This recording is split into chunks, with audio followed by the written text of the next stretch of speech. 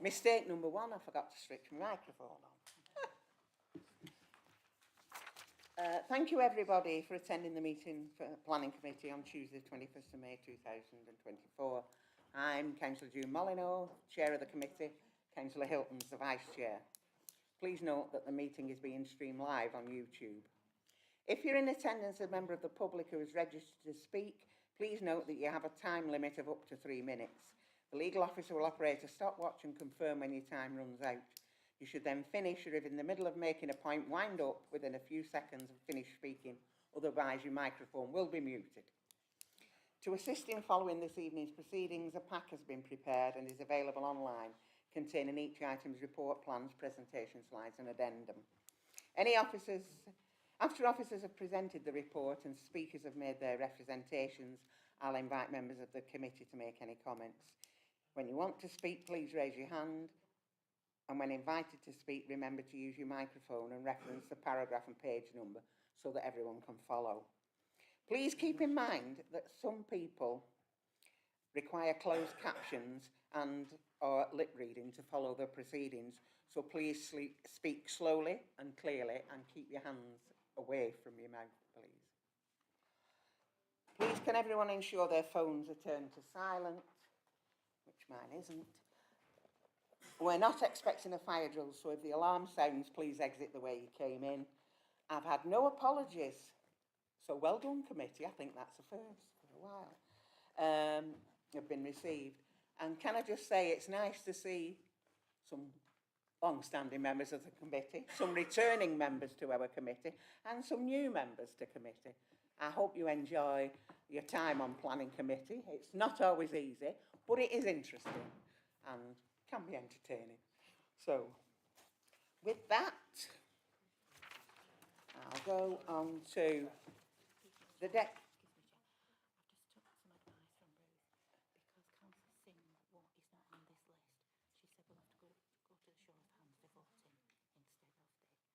Oh, right. Okay, well, I'll tell my committee now. Because there was Councillor Singh's name was missed off the members of councillors on the committee, we're going to have to go back to, we're taking a backward step, and we're going to have to vote by a show of hands as opposed to voting digitally because your name wouldn't appear on that list, AJ. Okay, so we'll be voting, so ignore what I said before. It'll be a show of hands. Okay, what was I going to say? Declarations of any interests. Members are reminded of their responsibility to declare any pecuniary interest in respect of matters contained in the agenda. If you have such an interest, you must withdraw from the meeting. Normally, you should leave the room as the business starts to be discussed, but you do, however, have the same right to speak as a member of the public and may remain in the room to exercise that right and then leave immediately. In either case, you must not seek to improperly influence a decision on the matter. Item 2, minutes of the meeting, the 26th of March. Pages 3 to 4. Could somebody move those, please? Thank you, Councillor G. Councillor Whittam. Thank you. All those in favour of that, please show. Any abstentions? Against, right. Planning applications to be determined. There's one, item D. Item D has been withdrawn from this agenda. So we have 6 items that we will be determining tonight. So, moving on. For the benefit of the public, speaking arrangements for planning applications as follows. The officers will present that report, summarise the report. Registered speakers will be invited to speak in the following order. Objector, supporter, parish or town councillor, ward councillor, applicant or agent. All registered speakers will be allowed to speak for 3 minutes, apart from a ward councillor who may speak for up to 5 minutes. In the event that all speakers are against an application, as chair, I may grant the applicant or representative a time extension. I would respectfully ask members of the public who have not registered to speak to remain quiet throughout the proceedings. With that, we're going on to item 3A, which is the Crown, pages 5 to 36, with an update on your addendum. Ian's going to present this item. The recommendation, it remains the same, that planning permission be granted subject to conditions. Further letters of objections and support have been received, which are outlined in the addendum.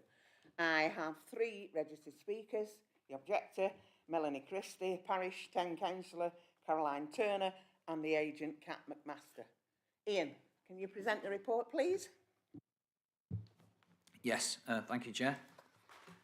This application seeks planning permission for the development, for the demolition of the existing buildings and erection of a convenience retail store and cafe with parking, landscaping and associated infrastructure at the Crown Public House on Station Road in Croston.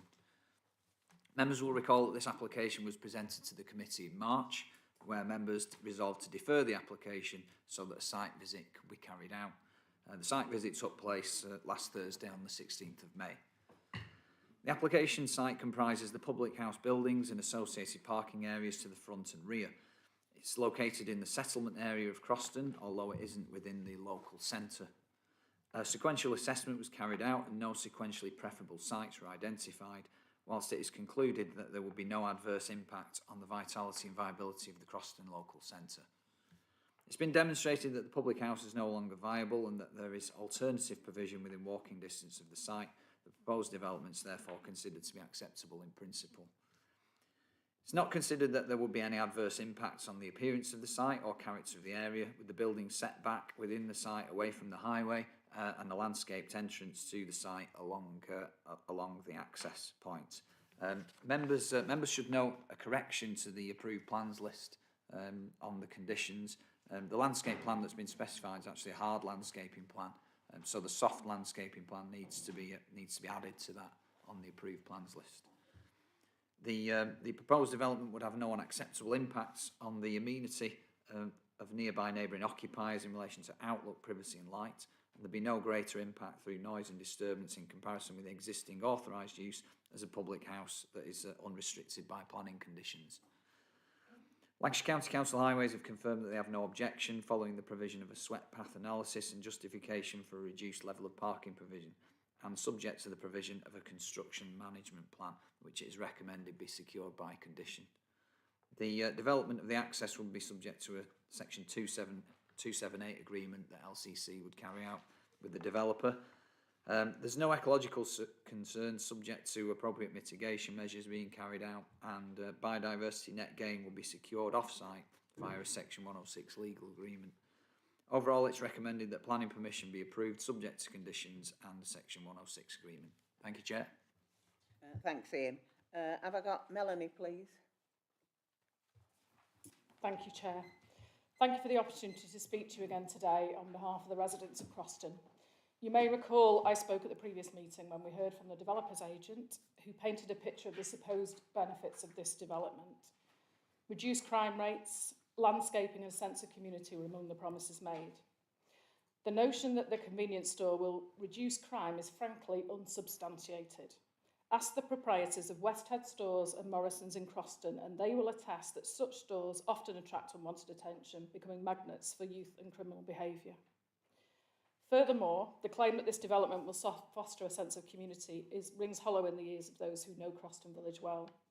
The promised landscaping and a meeting space for residents clearly demonstrate that the Co-op know nothing about Croston, a multiple winner of Small Village in Blue that already boasts a hugely vibrant sense of community. We have numerous established gathering places that far surpass what is proposed, and we have much better aspects in the view of the convenience store and cafe that the accompanying car park that will be found from this cafe. However, despite all of the above, there remains one particular matter of paramount importance, and that's the safety of residents and visitors to Croston. In recent weeks, 2 separate serious accidents have occurred, resulting in the total destruction of 4 cars involved, which included 2 parked cars, and pedestrians and passengers are mere inches away from potential tragedy.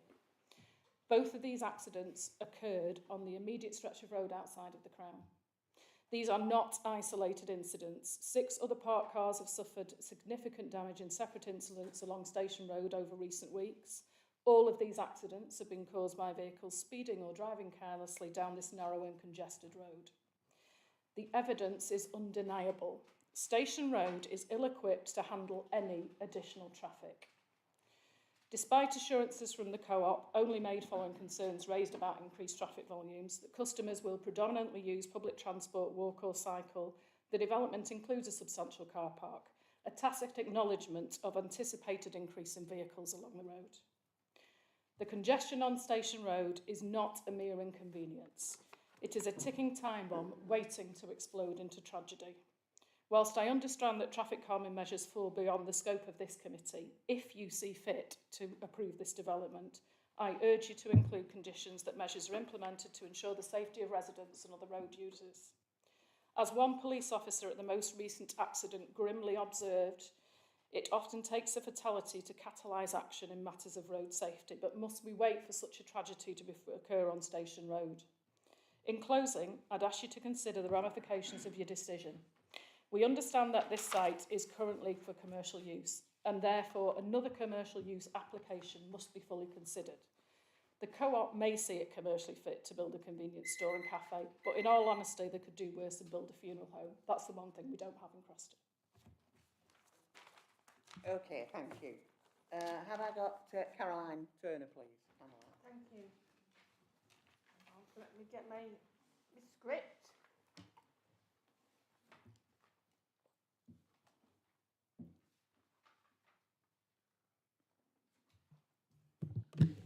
Yeah, hello everyone. I'm Caroline Turner. I'm a councillor on Croston Parish Council and also the Vice Chair of the Parish Council.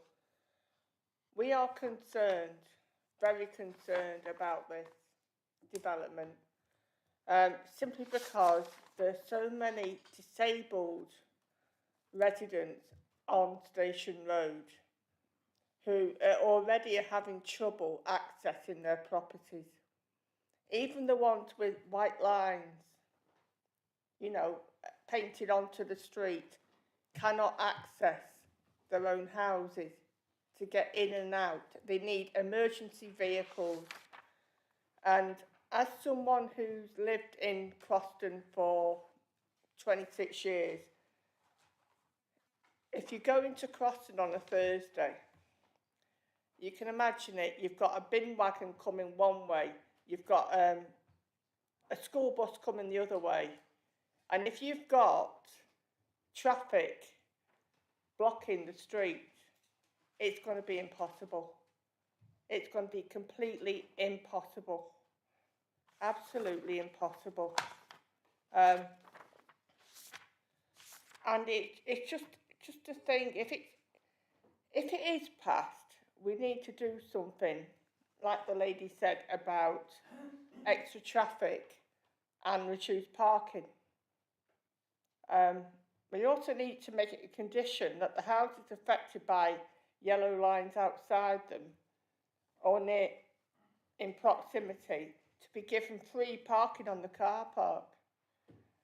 And make it a condition of the planning approval that a barrier is erected in the car park after it shuts to help prevent antisocial use outside of trading hours, because we can see it being used as a place where all sorts of things are going to go on.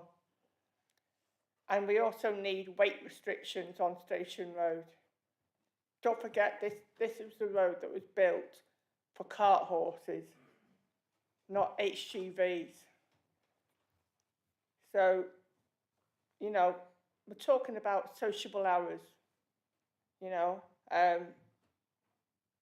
So we don't want deliveries going on between 9 and 5, because it's just going to be bedlam, absolute complete bedlam. I mean, I'm speaking as someone who lives off Station Road.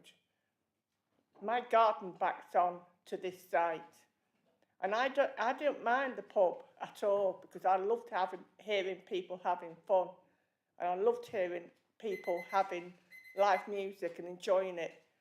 But you can imagine if I'm trying to go to bed at night and I've got cars revving around the car park, it's not helpful.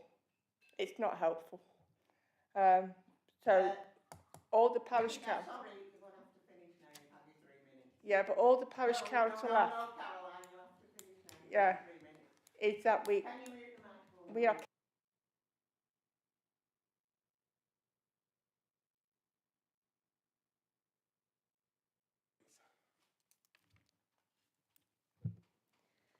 Chair, members of the committee, thank you for the opportunity to speak before you today. The proposed development provides a convenience store and a local cafe with outdoor area, creating an attractive and friendly environment for people to spend time and socialize. Over the last few years, the Crown Pub became a vacant building with an underutilized and overgrown parcel of land that no longer serves its purpose. Furthermore, the presence of 5 pubs within walking distance of the site ensures the area continues to be well served. Developing the site would bring it back to life and, in a way, back to its original use as a meeting point for local residents.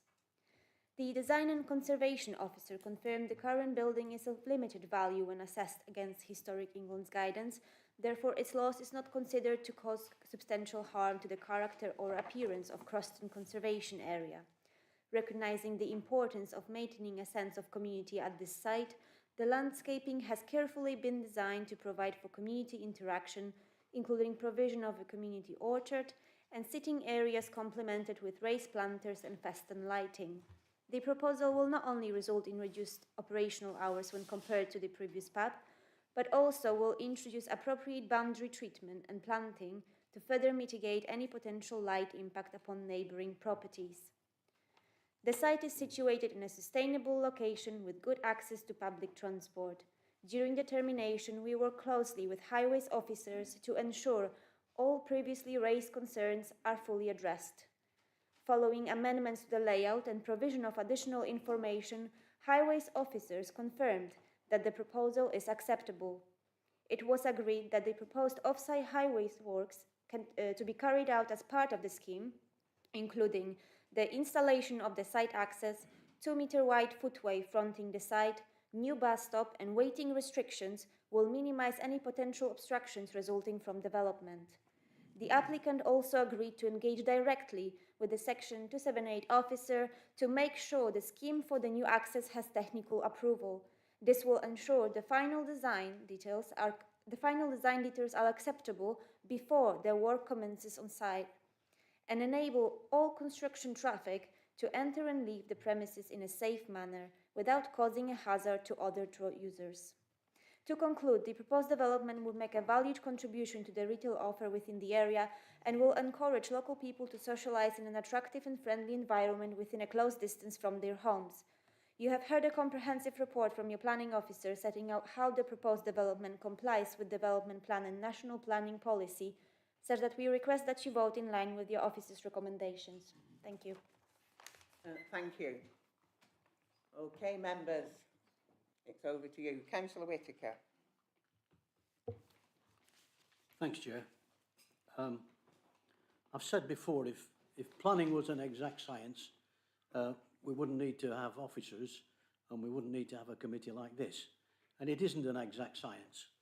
And I have to say that this report does not reflect at all, in my view, the concerns of the residents of Croston. You've heard from the parish council, you've heard from a resident. And the major issue, we had 2 site visits, if you remember. One, when very few people could turn up because there was no officer present. But we had another visit. But the issue on Station Road is access, traffic. The pub was there, it was used, people used to walk to it. This is going to be a supermarket with a cafe, which is going to extend the hours. It's going to add more to the traffic situation.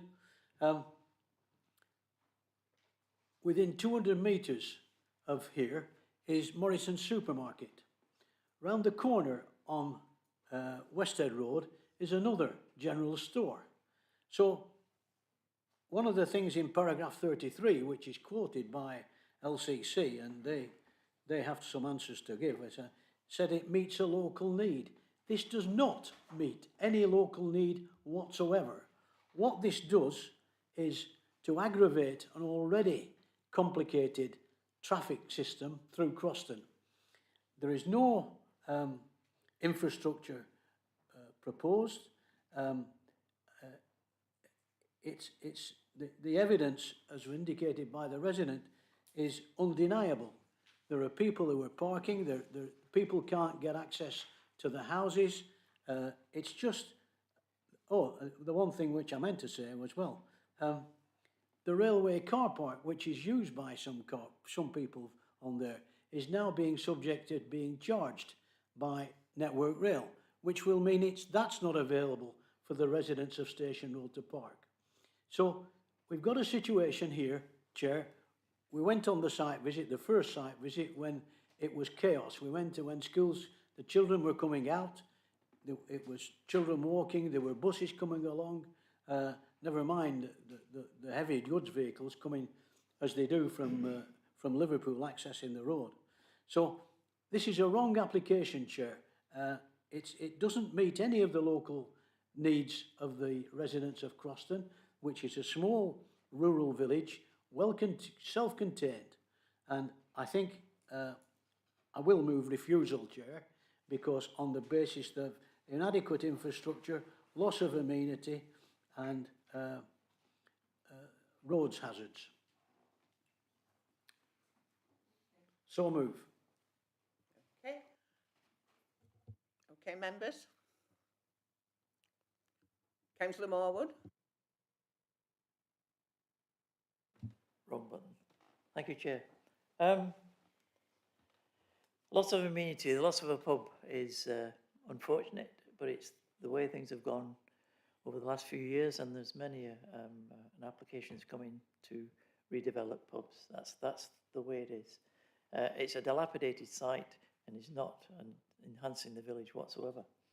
The Morrisons and the general store, yeah, I've watched people, they drive up and they park on Station Road and they nip out it and they nip back into the car, sometimes causing mayhem, as the word has been used, and that's the way it is at present. There's going to be the idea that this will increase crime. I really can't accept that, and anyway, that is a police issue, a legal issue, and is not a planning matter. But I can't automatically think that that is going to increase crime.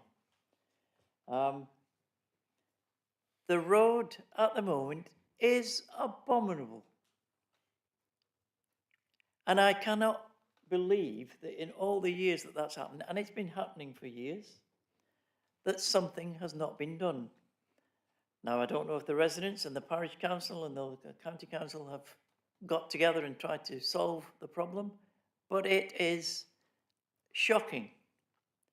Do I think this particular development is going to make it even worse? No, I don't. At least they can go up to this development and park in it, get off Station Road, and there will be restrictions on parking in front, which will help. Something needs to be done with the road, not this development, and that is a job for LCC and others. I'm amazed that it's gone on for so long. There's been examples given of bad driving or accidents that happened. We cannot take into account and planning idiots such as the one that drove at ridiculous speed and turned was it a Range Rover or a Land Rover over? It must have been going at some speed. You can't take that into account, that there's idiots around. That's the way it is. And again, that's a legal matter, and it's a decision for highways to look at it. At the moment, they're looking at this development and saying, does that increase the problems? I don't think it does. In fact, it gets people off the road while they're doing their shopping, and people will walk there just as they did to the pub. I think it will enhance the area, but I think the problem is with the road and not the development. And I think that I'll stop at that point but move to accept the officer's recommendation.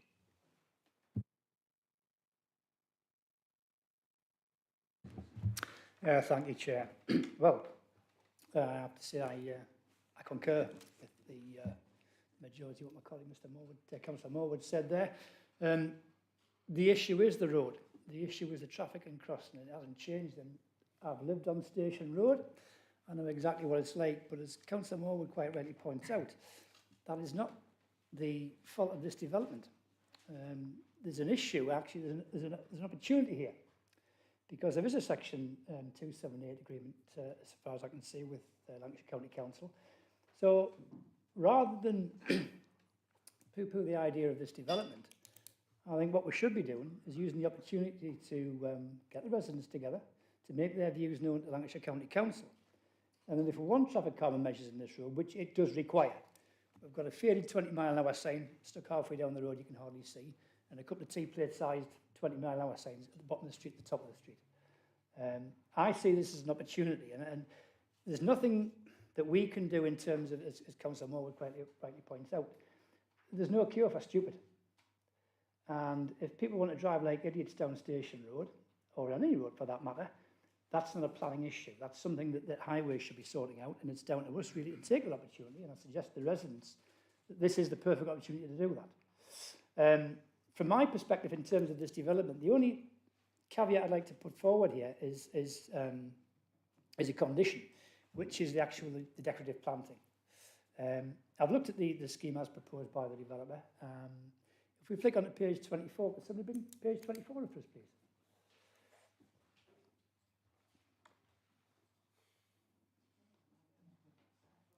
No. Next one up. 24, 25. Tell us what it says. It's actually a drawing. It's an aerial view. That's the one there. Next. Perfect. Smashing. That one there. Could we bring that up slightly? Can we enlarge that at all, or is that as it is? Doesn't matter. So if we look to the north of that, where we see the decorative planting, as it's called, next adjacent to number 82.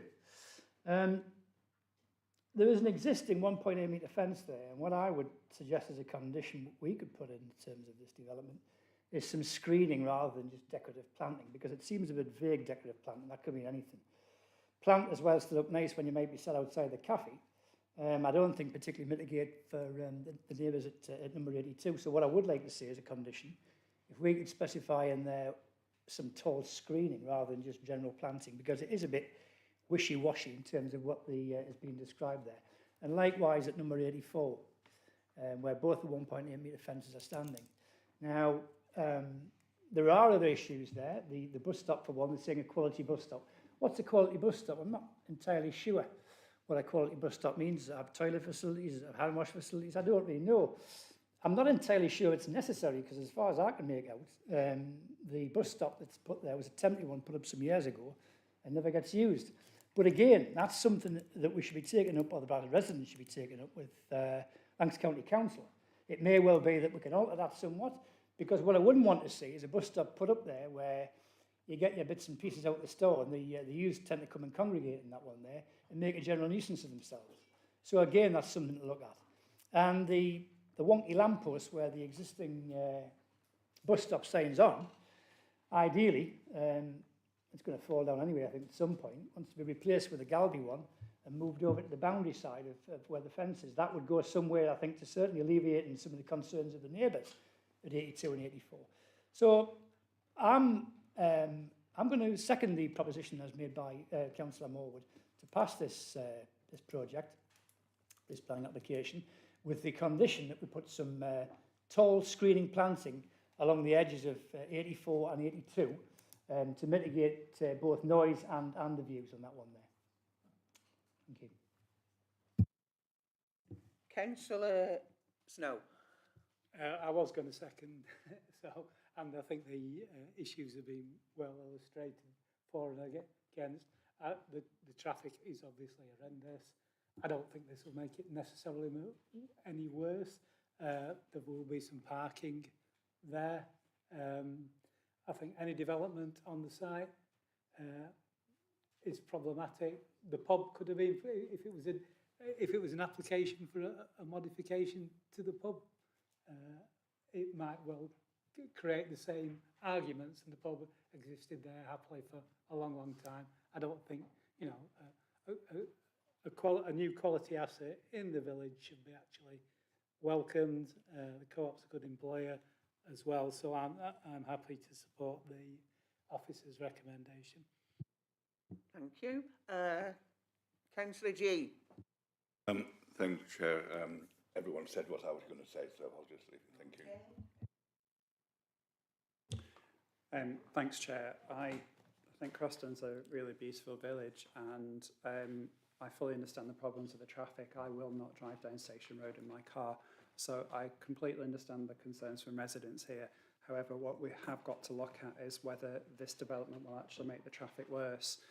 I think you could argue that a lot of people would actually walk to the co-op from the village as well, similar to the way they did to the pub, as Councillor Moore has already suggested, and it will be taking some of the parking into a car park. Just to pick up on what I think the parish council has stated about a barrier being installed overnight, that would also have the problem of stopping residents parking on that overnight. Now, I'm happy for the officers to correct me on this. I think policy BNE1 has a requirement for measures to help prevent crime and to prevent community safety. So I'm just wondering what kind of schemes for the security of the site outside working hours could be done. If I could just ask officers that question, please. Thanks. Adele, would you want? Yeah, through you, Chair. Thank you for that. Yeah, you're quite correct, Councillor Hilton. Policy BNE1 H does require schemes to include measures to help reduce crime and design out crime from sites. So I think it's a reasonable proposition to have an additional condition for a scheme that does that. Now, that may include the inclusion of a barrier. It may include CCTV that can be monitored. It may involve site security coming at certain times, but it would be the scheme. It might also include particular measures for the actual buildings themselves.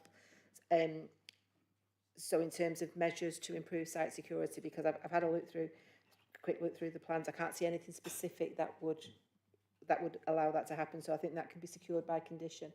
Can I just come back on the other point about landscaping as well, Chair? I was going to ask you that, yeah. There are plans submitted with the application that show hard and soft landscaping. So it is indicated in quite a bit of detail the level of planting next to that boundary that you spoke about, and the submitted plans do indicate a new 1.8 metre high. It's their new boarded fence, 1.8 metre high, from where the existing one finishes to basically the back of the visibility splay. And I think, if I'm correct, my understanding of what you're saying is, notwithstanding the landscaping scheme detailed on the plans, you require the submission of a further scheme. So I would advocate that there would be a further amendment to delete the landscaping plans that are specified in condition 2, an additional condition to the effect that, notwithstanding the submitted landscaping scheme, a scheme for the provision of landscaping of the site to include higher level foliage and planting next to that property and appropriate screening and be attached in addition to an additional condition for site security measures, if I've understood what members are asking for. Okay, anybody else wish to comment? If not, I'll move to the vote. Keeps doing that. I've had a proposer for refusal, which hasn't been seconded, and I've had a proposer and a seconder for the officer recommendation. Councillor Singh.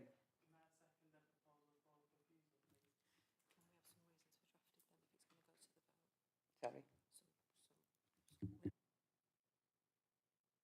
We need good reasons why for refusal. Please.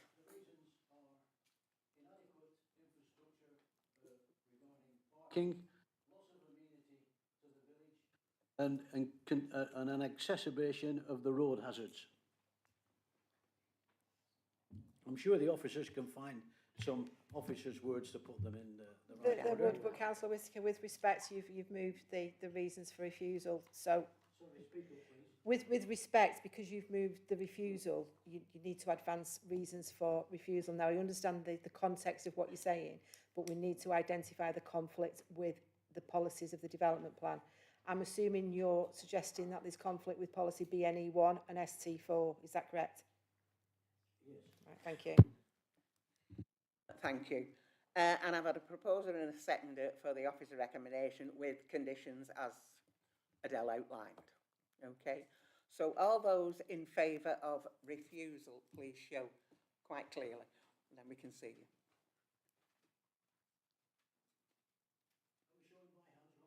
I can't, my hand, the machine ain't working.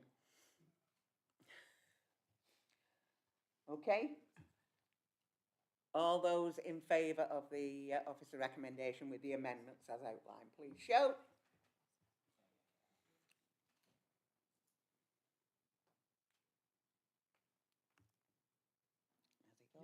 Okay.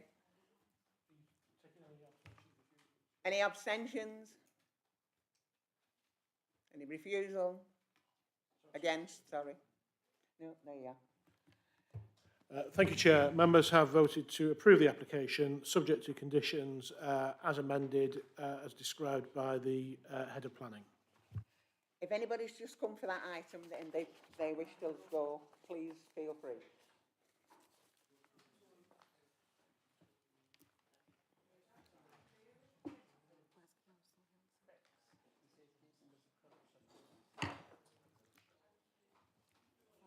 Is there? That man's just accused us of some kind of corruption storming out.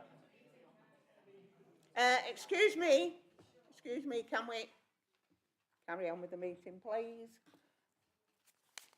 We have quite a bit to get through. Item 3B is land at Carrington Road in Adlington, pages 37 to 68. Adele's going to present this item.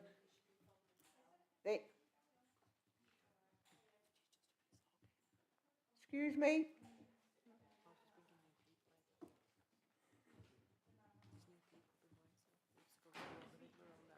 Eh?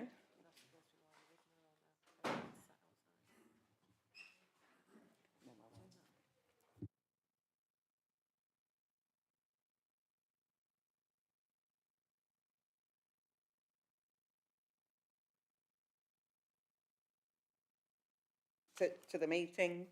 The speaking arrangements are as follows. Officers will summarise the report and speakers will be invited to speak in the following order. Objector, supporter, parish or town councillor, ward councillor, applicant or agent. All speakers will be allowed to speak for 3 minutes, apart from a ward councillor who may speak for up to 5 minutes. In the event that all speakers against an application, as chair, I may grant the applicant or representative a time extension.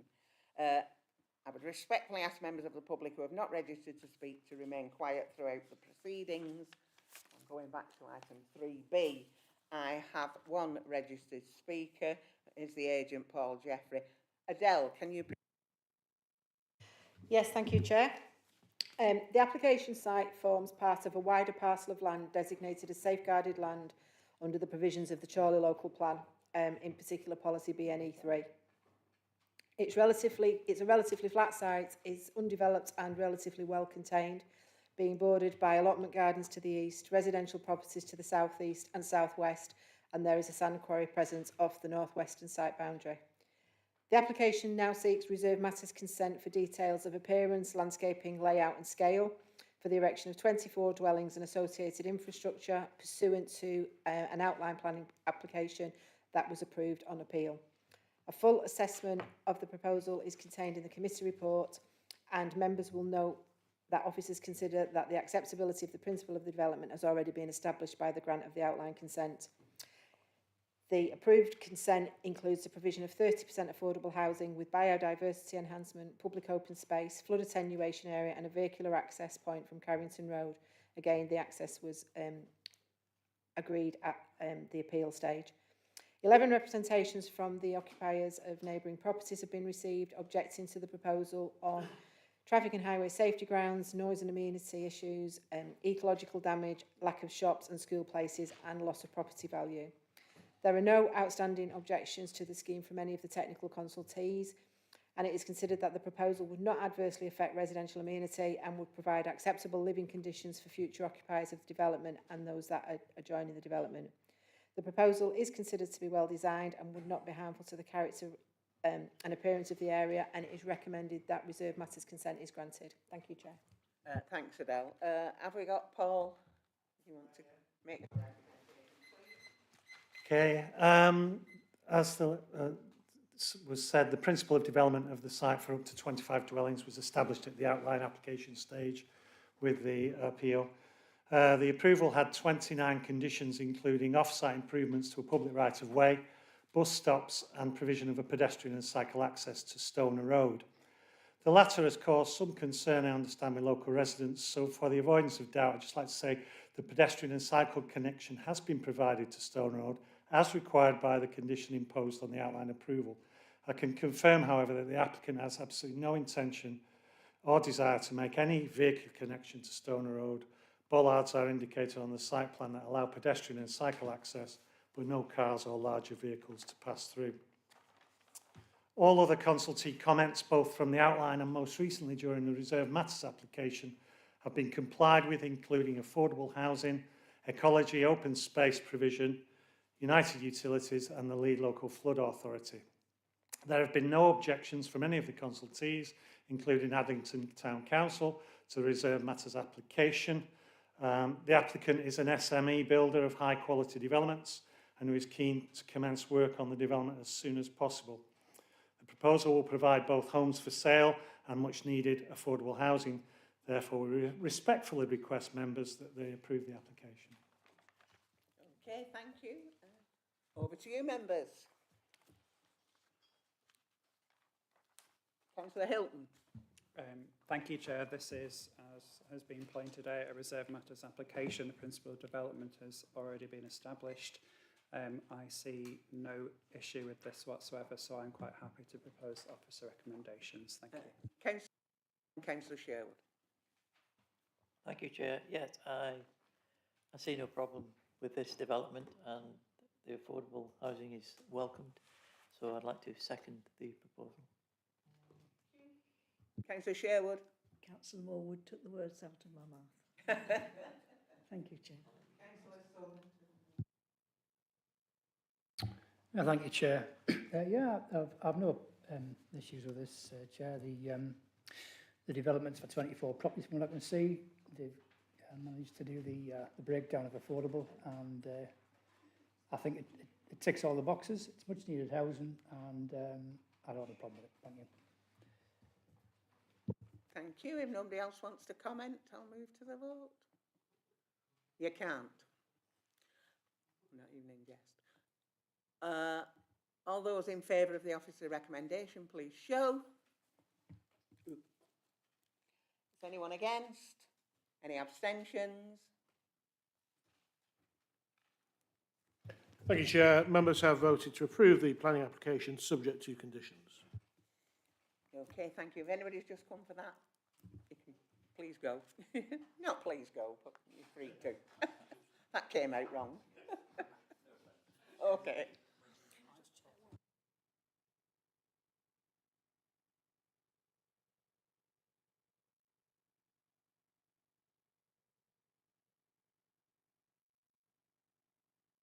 Okay, right, moving on.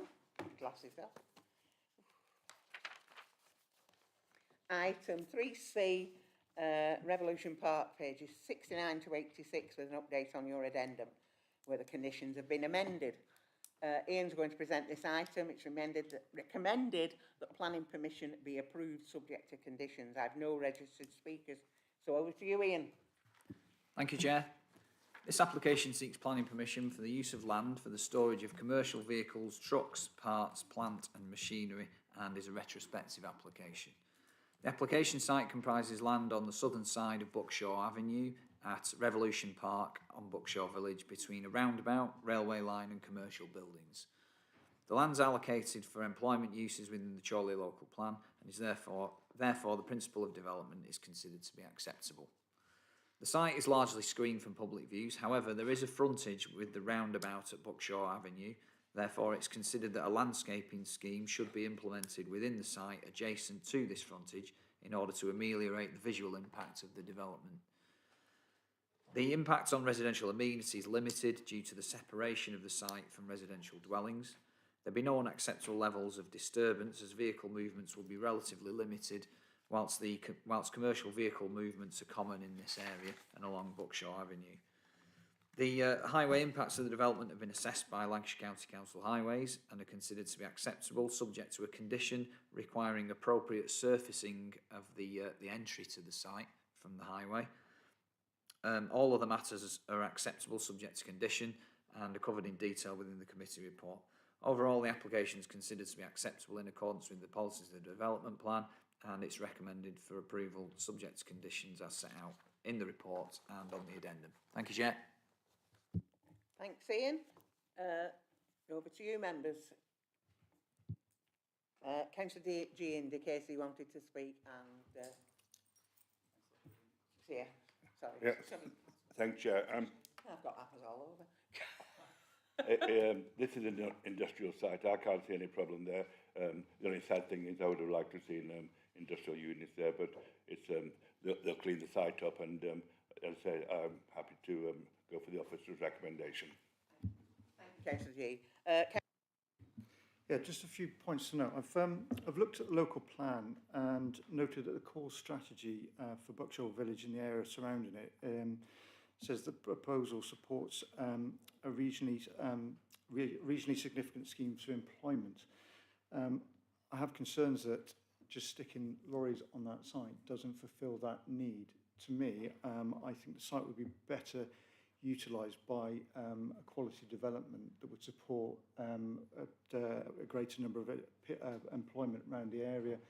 I haven't spoke to residents. I do believe there's the demand for high quality land that could be used for a high quality development. So I do believe there's a need for that. There's some of the points I'd just like to note in terms of looking at the local plan and the core strategy written there. Just in terms of the other things I have raised about the ecology of the site, so I do believe the addendum sort of addresses that. So that was one of my other concerns. And a number of residents have said to me about the visual impact of the site. So again, I think the addendum that came out about regarding the screen and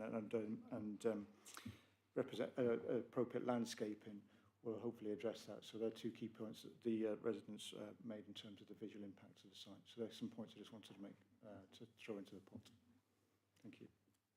Okay, I've got Councillor Southern, Councillor Sherwood, Councillor Hilton, Councillor Beach. Yeah, thank you, Chair. Yeah, it's a change of use from what it is, and like I said, the subject to conditions. The conditions will put obviously with the screening and tidying of the site. So basically, I don't have an issue with the storage of vehicles in there. The size of what it is, it's yeah, straightforward. As long as they comply with the conditions, I'm fine with that. Thank you. Councillor Sherwood. Thank you, Chair. I'm happy to support the application. I do take on board what Councillor Green said, though. I would like for it not to be in retrospective, but there you go, it is. I'd welcome the approach to be more aesthetically pleasing, which has been mentioned, and we've got the mother of all potholes at the entrance too. So anything that improves that, I welcome. Thank you, Chair. Thank you, Councillor. Thank you, Chair. I picked up on points similar to Councillor Green, actually. So I've made some notes here. The core strategy does allocate Buckshaw Village as a strategic site for mixed use, including employment. And the Revolution Park, is that what it's called, is a substantial, it's there to put substantial growth of employment in Buckshaw Village. And I'm not convinced storing lorries on this area is appropriate employment. It won't necessarily increase employment. So it might be in line with the class identified already within the local plan, but again, I'm not sure it's going to create employment growth. So I'm not convinced it reflects the aspirations of the site or the policy on the basis in which it was allocated, i.e. to create jobs. So I think potentially there are other people that would like to move in on the area. So the proposed site,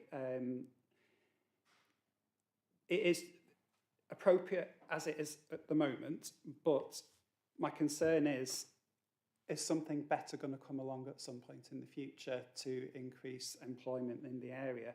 So what I would actually like to do, can I propose a slight amendment here? So I think it would only be appropriate to support the development on a temporary basis at this stage. And would it be possible to put conditions such as the permission shall expire 2 years from the date of the decision, following which it shall cease? Because that would give sort of additional opportunity for other people that would actually like to then build there and increase employment. I know that there are potential local businesses that might like to do that. So that is the proposal I would like to make. So looking at the long-term use of the land, I think we should be allocating it for significant employment. So I would like to grant permission on a temporary basis for that reason. I'm just seeing if you think that would be appropriate from the officers. Yeah, if you want to come back on that. Yeah, thank you, Chair. Yeah, I take your point, Councillor Hilton. I think that's a reasonable proposition, given the high quality of development that's taken place in Revolution Park in recent years. I think we can't restrict development and we can't prevent development on the basis that something better might come along. But I think given that this use at another strategic site in the borough was granted on temporary permission, I think it was at Botany Bay, I think, you know, to do so in this instance would be consistent with that approach. So I have no objections to an additional condition for a temporary period. Okay, so could somebody second that, please? Former, thank you, Michelle. You're going to say, oh, before I Thank you, Chair. Councillor Hill makes a very salient point there, actually, in terms of its long-term use. I was slightly unclear as to actually who owned the land. I'm assuming is it leasehold or is it freehold? As part of the planning consideration, we wouldn't actually investigate the land ownership because it goes with the land, it's not going with the owner of the site. But if you want to have a look at the application form online, it will actually state who the owner of the site is. Yeah, it could well be me, Adele. It's just assuming that it's owned by him, and therefore I might have been initially reluctant to say what you could and couldn't do with it, but I will check that. But I'll be happy to support Councillor Hilton's proposition. Thank you. Councillor G. Yeah, thanks, Chair. Excuse me. Looking at this land's been derelict for used for many, many years, quite a lot of years, and it's never been taken up. It's a funny piece of land. I appreciate what Councillor Hilton, and I'll go along with that, but it is down for industrial area. Would it be right across the road from me? You've got housing. Could housing be used for it? I'd rather have an industrial area than housing, but it's just a thing. I would like to see this used, as I said when I spoke. It's a shame that it's not used, but it has been derelict for such many, many years, and nobody has taken it up in that time. So there must be a reason, and I don't know, you know. Adele. This actual parcel of land is part of a wider allocation for employment. There are a few parcels of land within the overall Buckshaw master plan that have still to come forward, this being one of them. And I think what is proposed here, I think it is by its very nature the sort of use that I would regard as an interim type of use between permanent development coming on board. But I've got no information to suggest why it's not been taken up thus far. I think there's been a few developments come online more recently and a few extensions to existing buildings. But there's no reason that I'm aware that would preclude a permanent development of that site. Councillor Snow, before I move. Yeah, well, I support Councillor Hilton's proposition, but you know we're looking at things we've got an established policy. The market will decide whether whether it's appropriate to put something on there. We've established what we want on there. In the interim, supporting a business that's already ongoing on a temporary basis, I think, is a good thing to do. And if they've got 2 years, I think it's quite a short period of time, to be honest. But at least they can think about how they might store their vehicles at some time in the near future. But the market will determine whether it can be developed in the way that we want. You know. So it's just a question to the officers. So after, say, I propose 2 years, I'm quite happy to stick to that. They could then put another application in to extend that anyway, couldn't they? Is that correct? Yeah, through you, Chair. I mean, it's not, it doesn't mean that the use has to cease forever in 2 years. What it means is that it won't have the benefit of planning permission. So if there's an ongoing need for that use, and there's obviously not another proposition on the table to develop it, then the applicant could come back and seek a further time period, and that would be reassessed at that point in time. Okay, so I've had a proposer and a seconder for the officer's recommendation, and I have a proposer and a seconder for the officer's recommendation with the amendment as outlined. We'll do the amendment first. All those in favour of the amendment, please show.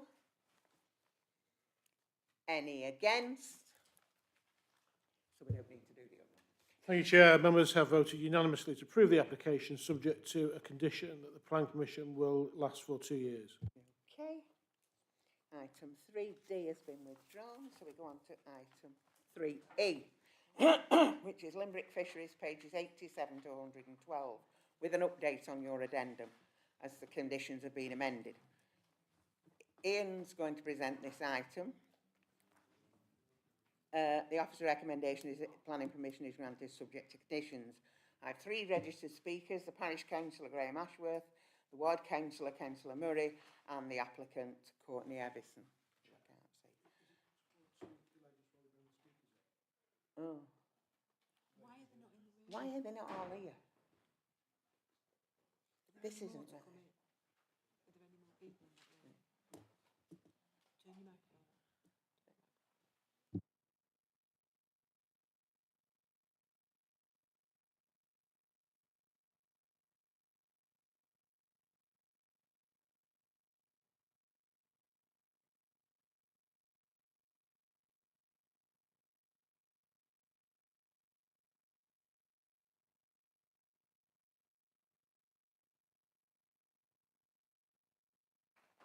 Are as follows. The officer will summarise the report, and registered speakers will be invited to speak in the following order. Objector, supporter, parish, town councillor, ward councillor, applicant or agent. All speakers will be allowed to speak for 3 minutes, apart from a ward councillor who may speak for up to 5. In the event that all speakers are against an application, as chair, I may grant the applicant a time extension. Respectfully ask members of the public who have not registered to speak to remain quiet throughout the proceedings. Going back to Limbrick Fisheries, Ian, we're up to you presenting the report. Thank you, Chair. This application seeks full planning permission for the erection of a detached dwelling following the demolition of existing buildings. The application site comprises a small group of single-storey buildings which form part of a recreational fishery.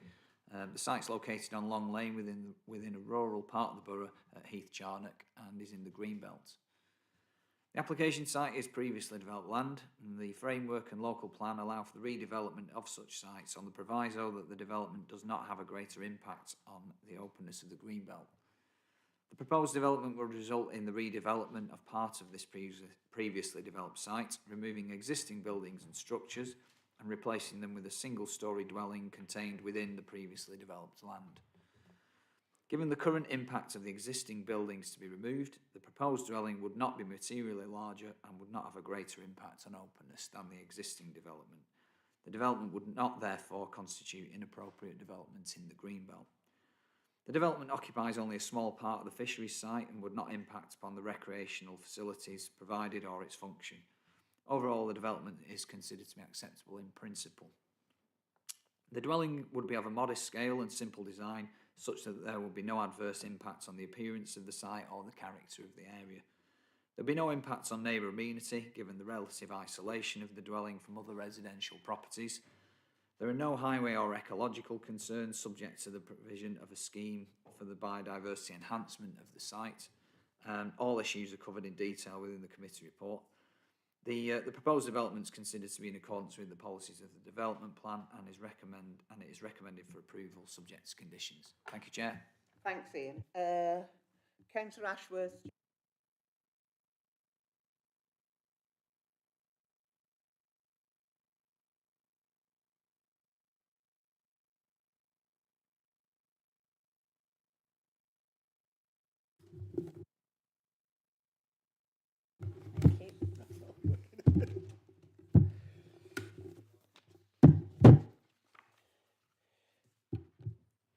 Thank you, Chair. This is a report, it's been produced by East Charnock Parish Council, and I've been asked to read it. Right, I've just come back off holiday, so I'm not fully au fait with this. I want to raise concerns about the application for a residential development at Limbrick Fisheries in East Charnock, which is recommended for approval at this meeting.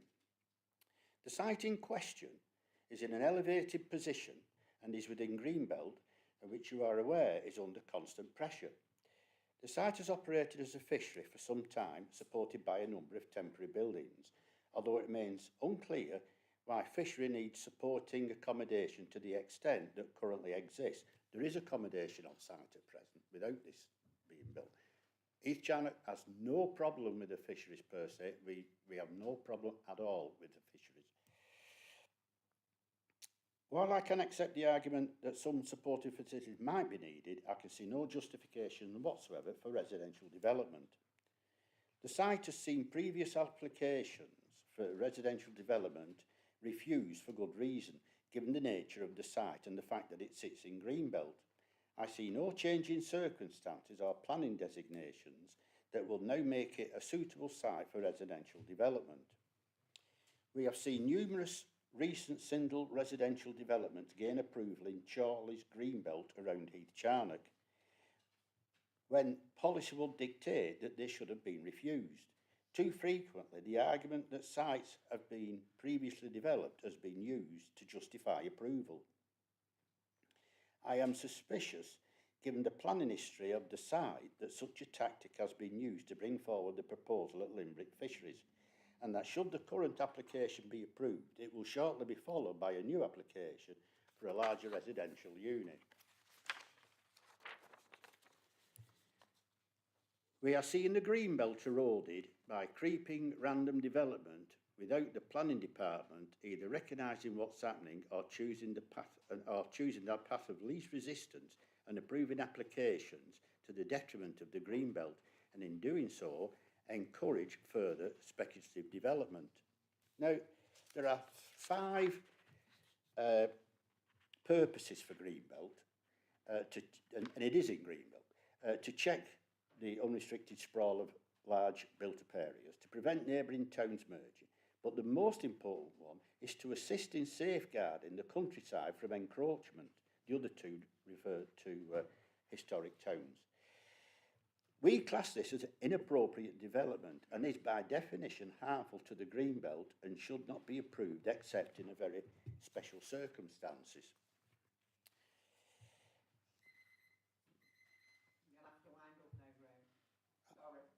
All right. I've only a paragraph to get in, but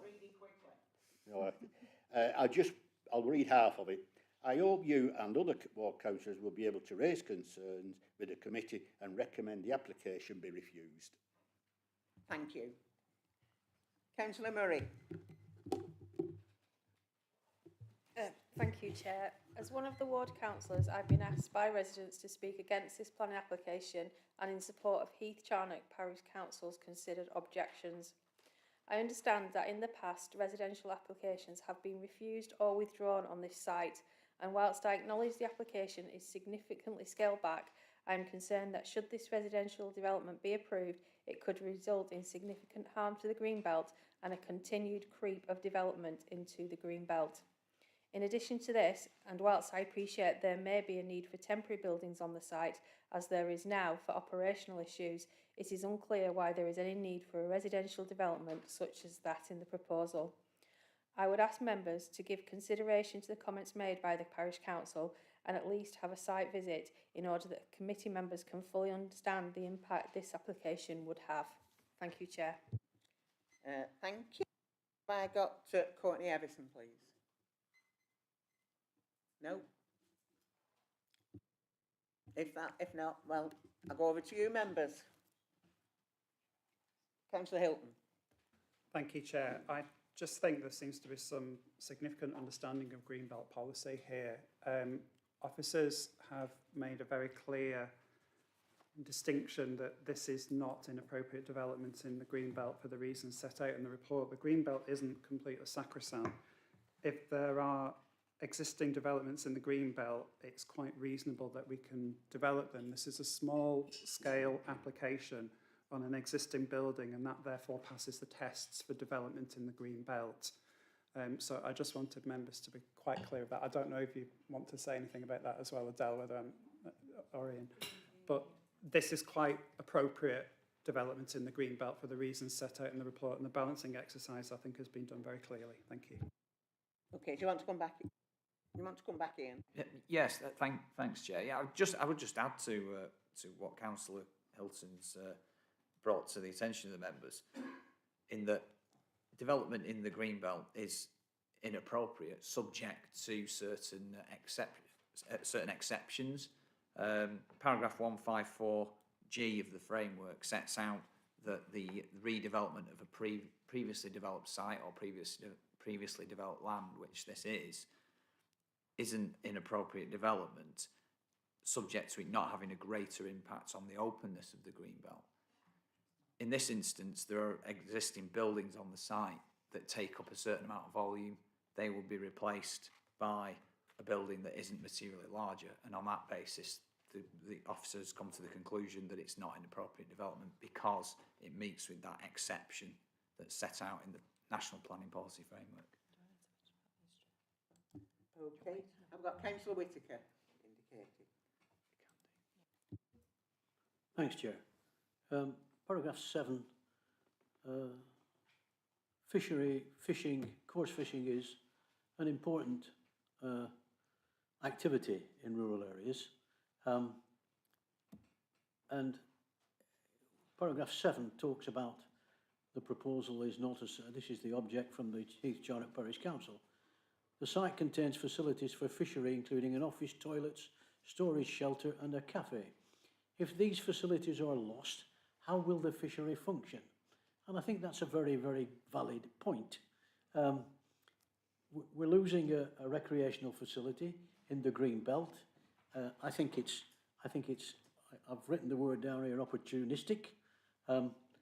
Given the mood and the comments that have been made, perhaps we could look, it talks on the pictures about being not quite so intrusive. Maybe rather than propose a refusal, which I was going to do, maybe I could move a site visit and we can go and see for ourselves and then come back, Chair, when we've seen the impact of this will have on the green belt and the removal of some small buildings, allegedly, and this residential building, which nobody's bothered to come and talk about. Okay, thank you. Do you want to come back in? Yeah, thanks, Chair. Yeah, just to clarify in relation to the buildings that are associated with the fishery that will be lost in relation to the proposed development. I mean, the fishery can operate without those buildings. There's no suggestion that the fisheries or recreational use of the site's going to cease. Now, if replacement facilities were required to run the operation, then they would need to apply for planning permission, and that would be a separate assessment and a separate issue. Thanks, Chair. Councillor Whittaker? Well, just one of the things that they're talking about, somewhere I've read in here, they're just going to put a parade of portaloos. Well, that'll look very nice in the green belt, won't it? So I think that's just not acceptable, Chair. I think we've got to have a site visit and then we can judge for ourselves. Okay. Councillor Sherwood and then Councillor Southern. Thank you, Chair. I'm happy to support this application. Yes, a loss of a cafe, but there are a lot of jobs indoors and outdoors where people take flasks and sandwiches and stuff like that. Porter cabin, there's an opportunity there for a bit of screening, soft landscaping to resolve that issue if need be. Thank you, Chair.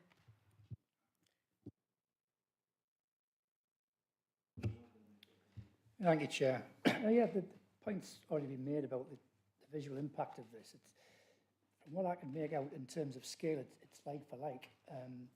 That said, I wouldn't like this development to increase.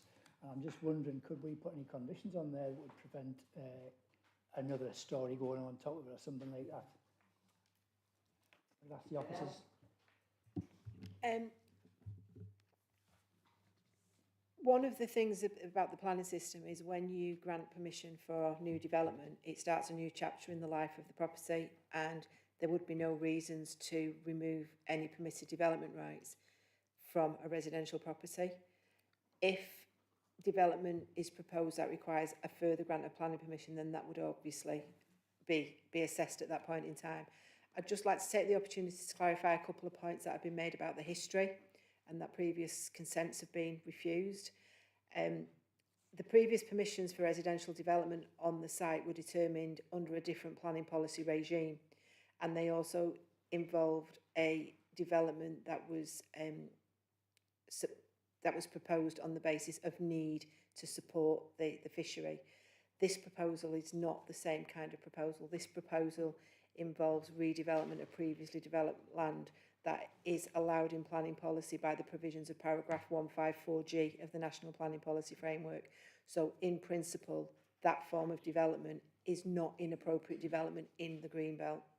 So I just wanted to clarify the subtle difference between the previous planning applications that have been considered in the past and this current proposal. And to answer your point, then I don't feel that such a condition, removing permitted development, would actually meet the statutory tests of the framework. Thank you, Chair. Okay, councillors? Councillors, no.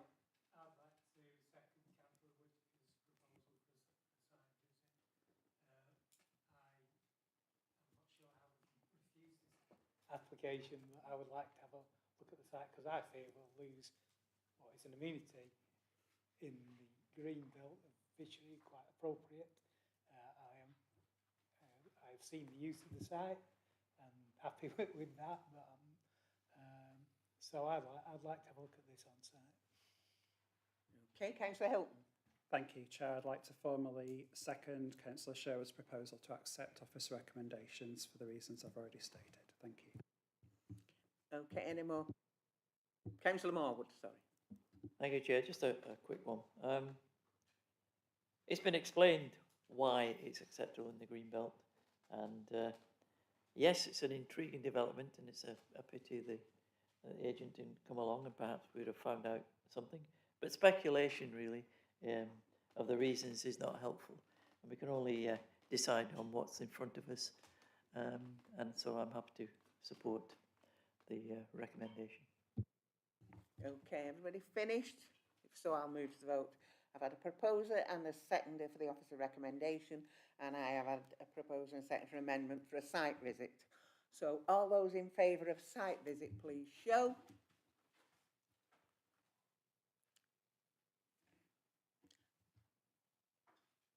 All those against? Any abstentions? Me. That motion's lost then. Okay, right. All those in favour of the officer recommendation, please show. Any against?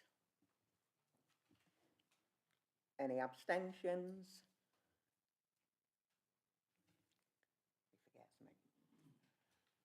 Thank you, Chair. Members have voted to approve the application subject to conditions. Okay, if you've just come for that, if you would like to go, please feel free while we crack on with this.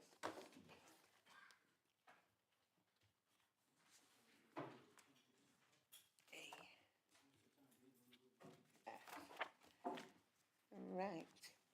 Item 3F is Adlington Hall Farm, pages 113 to 134.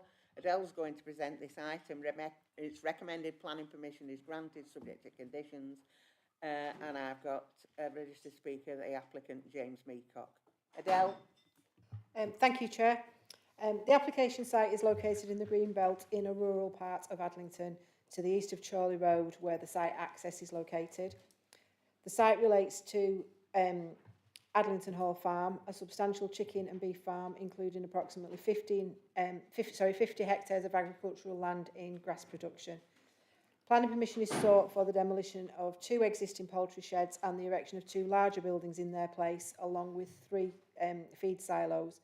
The new buildings would be of consistent size to the existing adjacent larger buildings. The farm has been operated by the same family since 1954, and the proposal would allow the applicants to continue to operate a high welfare and biosecurity standards, as the existing sheds are coming to the end of their operational lives. A full assessment of the proposal is contained in the committee reports, and it is considered that the development is acceptable in principle due to being an agricultural development, which is one of the exceptions listed in the National Planning Policy Framework from being inappropriate development in the Greenbelt. There are no outstanding objections to the scheme from technical consultees, and no neighbour representations have been received. Adlington Town Council have responded stating that they have no objections to the proposal either. The proposal would not adversely affect residential amenity, highway safety, ecological receptors, drainage, land stability or air quality. The design of the buildings is consistent with existing adjacent buildings and would be seen in the context of existing farm buildings. The recommendation is that the application is approved and subject to a Section 106 agreement as explained in the report. Thank you, Chair. Thanks, Adele. James, would you like to speak now, please? Thank you for giving me the opportunity to speak today. The background to the application is that we are a third-generation family farm who have farmed poultry on the site since it was purchased in the 1950s. The existing sheds that this application refers to were built in the 1960s. Over the years, my father-in-law, Paul Bowling, and I have continued to modernise and maintain the farm in order to uphold the highest levels of animal welfare. The existing sheds have been re-roofed, re-lined, re-insulated, and up-to-date internal equipment installed. However, we are now at the point where the actual frame itself would require significant investment. It's more logical and cost-effective to invest in a new modern steel frame building instead of trying to maintain the existing ageing timber buildings. The market for fresh British chicken is currently going through a period of change, which means that now is a good time for us to make this investment. The supermarkets that we supply are requesting poultry from farms where less birds are placed in the sheds.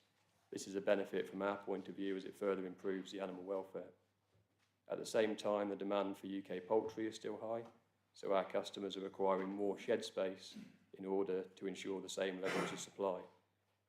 The reduced stocking densities would mean that although the rebuilt sheds would be larger than the existing ones, the number of birds on the farm would actually decrease from where it stands today, meaning that no increase in traffic, manure or emissions. We've always been conscious of our responsibility to the environment. We were one of the first to install a biomass heating system to heat the poultry sheds from renewable energy. We also have a solar panel system which further reduces our consumption of fossil fuels, and all our poultry farming activities are licensed and inspected annually by the Environment Agency. Our aim is to ensure that the farm stays as a modern, viable business with the highest levels of animal welfare, so it can be continued for future generations. Given the circumstances at present and the opportunities, now feels like the right time to make this investment in the new buildings. Thank you. Thank you. Over to you, members. Councillor Whittam. Thank you, Chair. I think it's a very reasonable request and well put to the committee. I'll support the officer's recommendations on this one. Thank you. Councillor Sherwood, Councillor Southern.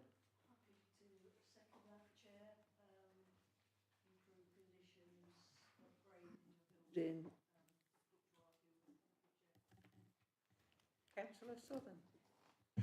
Thank you, Chair. Yes, no problems with this, Chair. I've gone through the various consultees. There's no objections to that one there. As been pointed out, it's a sustainable business and it's obviously takes into consideration its future development, and I'm happy with that, Chair. Thank you.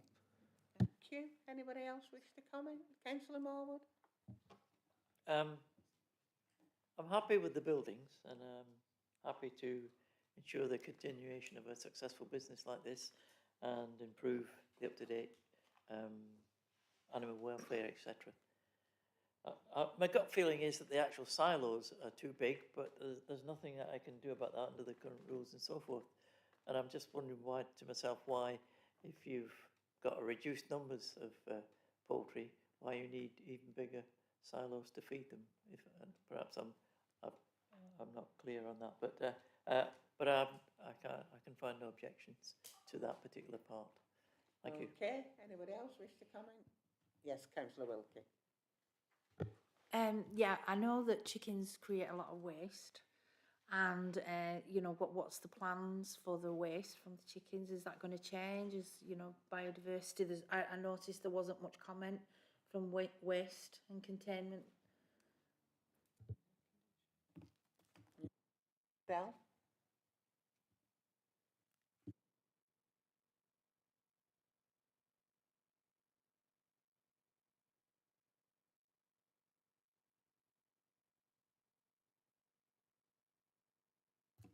While we're waiting for Adele, can I just say, I mean, it's a ward council, it's in my ward, I have no issues with it. And as I say, the town council didn't have any issues with it. Yeah, given that the replacement sheds, I would expect that the existing arrangements would continue from the proposed sheds. So that's controlled as well by other legislation over and above planning. So I would anticipate that the arrangements that happen now would continue to happen in the future. It's not additional sheds on top of it. But I do have to make a correction. I think I got a bit carried away in terms of referring to section 106. It's just the conditions in the report, so apologies for that, but just a point of clarification. Okay, I've got a proposer and a seconder, so I'll move to the vote. All those in favour of the officer recommendation, please show. Anyone against? Thank you, Chair. Members have voted unanimously to approve the application, subject to conditions. Okay, thank you. If you wish to leave, you can. Item 3G, land at the rear of 36 New Street, pages 135 to 150, with an update on your addendum with comments from United Utilities. Ian's going to present this item. It's recommended that permission in principle is granted, and I have one registered speaker, the agent Martin Boardman. Ian, can you please present the report? Yes, thank you, Chair. This application seeks permission in principle for a minimum of 4 dwellings and a maximum of 5 dwellings on land to the rear of 36 New Street, Maudsley. The application site is located in the settlement area of Maudsley and comprises an area of open agricultural grassland beyond the rear garden of 36 New Street. The scope of application seeking permission in principle is limited to location, land use and amount of development. Other matters must be considered at technical details consent stage should permission in principle be granted. As such, matters relating to highways, ecology, character and amenity impacts fall outside of what the local planning authority can assess as part of this current application. There are no specific policy protections covering the application site, which is not allocated or designated for any particular use within the local plan. The proposal seeks small-scale development and will be located within the settlement area of the village, which has some sustainability credentials with access to a primary school, convenience store, public house and other amenities. As such, it's considered that the principle of development is in line with the National Planning Policy Framework and Local Development Plan. Up to 5 dwellings would be an appropriate amount of development for a site of this size and configuration and could be developed to reflect local character. Overall, the principle of erecting between 4 and 5 dwellings at the application site is considered to be in accordance with the policies of the development plan and it is recommended that permission in principle be granted. Thank you, Chair. Thank you. I nearly said Councillor Boardman. Martin, if you would like to speak now. Former, yeah. Welcome back in a different guise.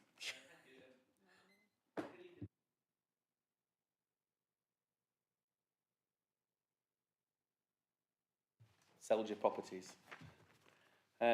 This evening we are asking you to consider the principle of the land parcel for residential development based on its location, land use and the amount of development, or in simple terms, the quantity of dwellings. All of the matters relating to the site will be dealt with in a detailed next submission called the Technical Detail Consent Stage. Prior to submission, the applicant requested for pre-application advice from Lancashire County Council Highways.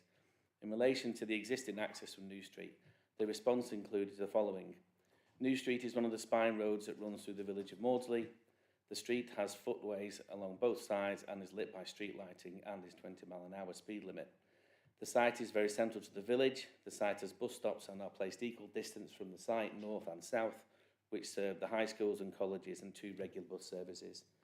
North of the site is the village store, post office and public house. There is also access to the primary schools, village hall, sports courts, Millennium Green and the children's play area. To the south of the site are retail units, Cedar Farm Craft Centre, churches and the cricket pitch. There are public rights of way within the close vicinity which offer many walking routes around the village. The existing dwelling is set back from the highway and the shared access road passes close to the existing dwelling but does not block the pedestrian access to the front door. Access will be requested to accommodate a car entering and exiting the roadway, and the turning head requested to be designated to allow for the refuse wagon to turn. And in conclusion, the application will be supported if the access was curbed, the swept path shown for a refuse vehicle and the existing track widened and the materials detailed. Maudsley is to be considered as other place when considering the location of development in relation to Policy 1 of the Central Lancashire Core Strategy. Policy 1F reads as follows: in other places, smaller villages, development will typically be small scale and limited to appropriate infilling, conversion of buildings and the proposal to meet local need. The proposed development is considered to be small scale and therefore complies with this policy.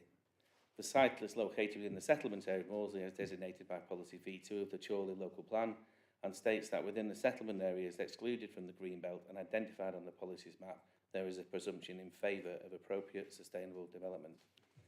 As advised within the planning supporting statement submitted, if successful, the applicant wishes to provide up to 5 bungalow-style dwellings, primarily for older persons. Each dwelling will be accessible, have the appropriate 2 parking spaces and private amenity to front and rear of the houses. Respectfully, I ask that the committee members consider the application to be acceptable and vote to support the officer's recommendation. Thank you, Madam Chair. Thank you. Over to you, members. Councillor Southern. Yeah, thank you, Chair. Permission in principle, I'm happy to propose we accept the officer's recommendation to approve this. Thank you. Councillor Whittaker. Thanks, Chair. I'm supposed to be the council's rural champion, and there's some applications on tonight's thing where we've done significant harm, in my view, to rural villages, settlement areas like this. I'm not going to vote against it, but I'm just highlighting the fact that we're constantly riding roughshod over small rural settlements by sticking them in, as you can see from some of the planning some of the site pictures there. Stick 4 or 5 in there.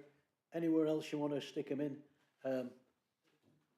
Put a supermarket in Croston and so on and so forth. So this is going to go ahead. Of course it is. And but it's not a good thing for the village. It's not a good thing for the rural settlements around Chorley, in my view. Thank you, Councillor Whittaker. Councillor Hilton. Thank you, Chair. I do think this is a good thing for the village because it's primarily aimed at older people.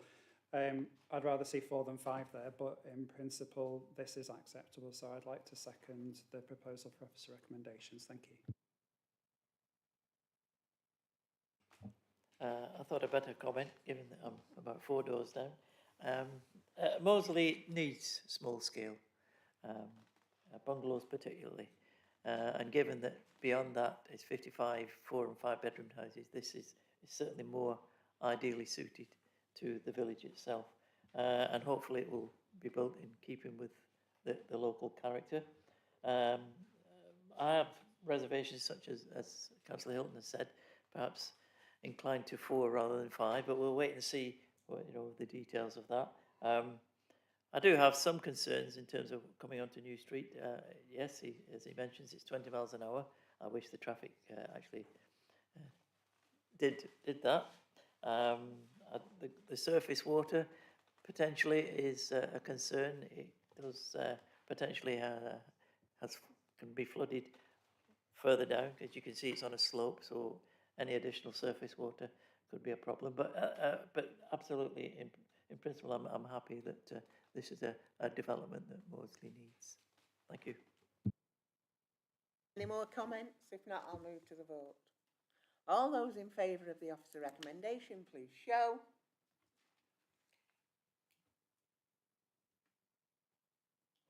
Any against? Any abstentions? Okay. Thank you, Chair. Members have voted to approve the application for planning in principle. Thank you. That's the end of the planning applications. The next item 4 is the appeals report.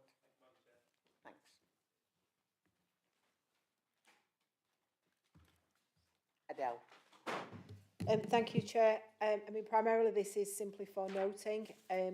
The only appeal decision that I want to bring to members' attention is the decision for Babylon Lane. The appeal was dismissed essentially because of an issue with a lack of sequential testing for flood risk in part of the site, so it's likely that that will be overcome. But the decision is good news given the position that we face ourselves in being designated in our appeal performance. And the costs that are awarded were because of technical matters and difficulties that we had with our provider for sending out letters. So that is still, you know, subject to ongoing dialogue with our provider. But that's the only one I wanted to bring your attention to. If any members have got questions on any of the other appeals, either lodged or determined, then I'm happy to answer any queries that you may have. Anybody, any questions? Councillor Whitaker? On the stables on Town Lane in Heskin, does that say that the appeal was allowed? Thank you, Chair.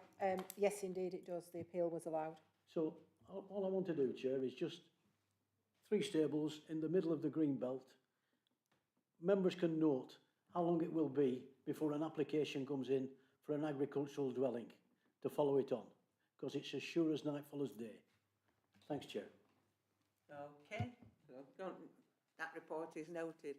I've no urgent business. Thank you for your attendance, and I hope you enjoyed your first planning committee.